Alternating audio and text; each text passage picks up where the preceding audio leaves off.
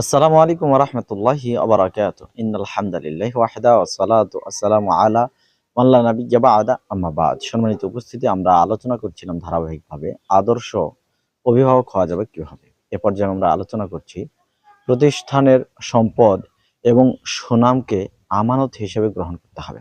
একজন অভিভাবক একটা প্রতিষ্ঠানের সুনাম এবং সম্পদকে আমানত মনে করলে পরে এই আমানতের সে খেয়ানত করতে পারে না। মনে করেন, আপনি যখন আপনার বাচ্চাকে একটা প্রতিষ্ঠানে ভর্তি করাচ্ছেন, তখন সেই প্রতিষ্ঠানকে আপনার কাছে সবচেয়ে মূল্যবান, সবচেয়ে দামি প্রতিষ্ঠান মনে করেই করাচ্ছেন।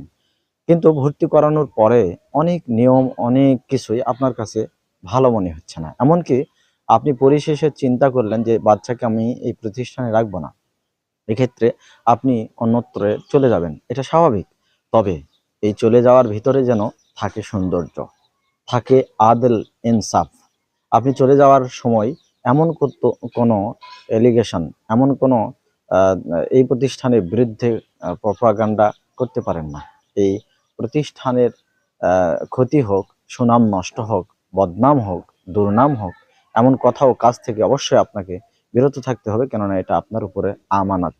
সম্মানিত উপস্থিতি, খেয়াল করুন যে আপনার দ্বারা এই গোটা প্রতিষ্ঠানে যদি ক্ষতি হয়, যদি তার দুর্নাম করেন, অবশ্যই আপনাকে কাঠগড়ায় দাঁড়াতে হবে, আল্লাহর সামনে দাঁড়াতে হবে। হতেই পারে যে যে নিয়মটা আপনার জন্য বেঁধে দেওয়া ছিল এটাই সঠিক ছিল, আপনি মানতে পারছেন না বিধায় আপনি এই প্রতিষ্ঠান থেকে আপনার সন্তানকে হটিয়ে নিলেন।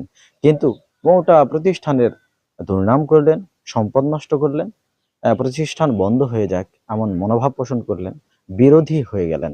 এটা উচিত নয়।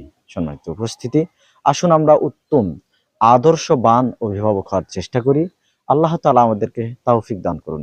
যেই প্রতিষ্ঠানে আমরা বাচ্চাকে ভর্তি করাচ্ছি, ওই প্রতিষ্ঠানের সম্পদ এবং সুনাম, এই দুইটা বিষয় আমার কাছে আল্লাহর দেওয়া পবিত্র আমানত। আমি যেন তা অক্ষুণ্ণ রাখতে পারি, তা ধরে রাখতে পারি। এই আমানতের খেয়ানত যেন আমার দ্বারা সংগঠিত না হয়। আল্লাহ আমাদেরকে সেই তৌফিক দান করো। আমিন। ওয়া আখিরু দাওয়ানা আনিল হামদুলিল্লাহি রাব্বিল আলামিন।